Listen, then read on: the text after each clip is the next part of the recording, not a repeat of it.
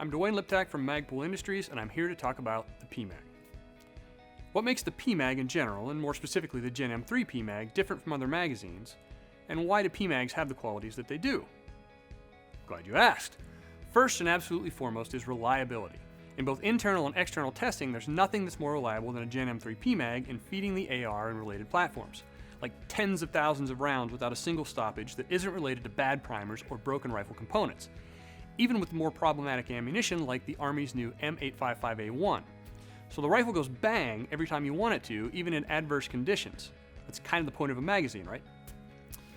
Now you may have fired 100, 200, 300 or more rounds from another magazine and say that this is proof that other magazines are just as reliable.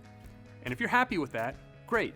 But the reality is that those are extremely low round counts when talking about reliability, and when conditions get bad and you really need your magazines to work, those reliability numbers will start to be very meaningful. Next is keeping that reliability over time after rough handling and in rough environments. This is where the PMAG really starts to shine. The PMAG Gen M3 material has resilience. If the feed lips suffer an impact or force, they may momentarily deflect, but they return to the exact same place they started from. It's nearly impossible for them not to do that with our material. Metal or softer polymer feed lips and magazine bodies can bend from those same impacts, whether major impacts or a series of minor impacts, and they tend to stay bent.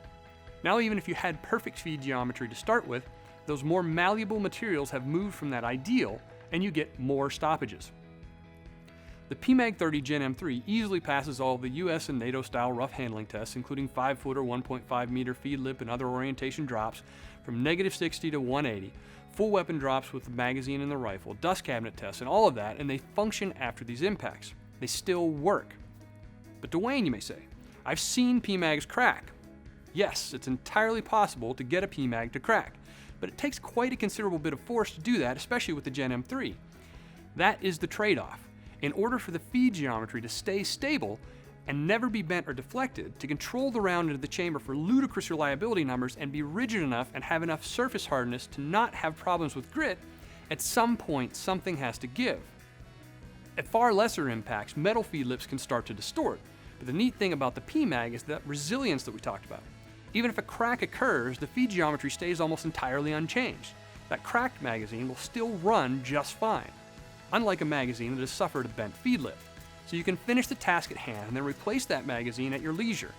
Meanwhile, those other magazines that have damaged feed lips may appear to be just fine, but now they start to have a much higher rate of stoppages, if they can even make it through a single 30-round loading. There's a balance here.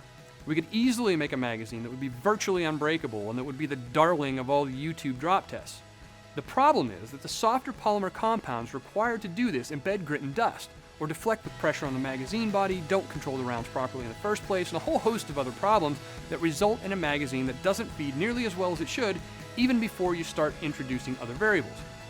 So, to sum all that up, apart from things like an aggressive texture, a reinforced mag catch area, the over-travel insertion stop, easy disassembly for cleaning, dot matrix for marking, the anti-tilt follower that has a whole pile of patents, and all the other features of the Gen M3 PMAG, the thing that makes it a PMAG is the fact that it has nearly flawless reliability and won't let you down when things get tough. That's the consistent value proposition of the PMAG across our entire line, whether it's Glock handguns, the AK, ARs, bolt guns, SR25s, or any of the other platforms that we support. The performance characteristics that I just talked about are present. That's why you see PMAGs in the rifles and handguns of so many professionals in our military, in law enforcement, in competition, and so on. And that's why you should have PMAGs in your firearms, too.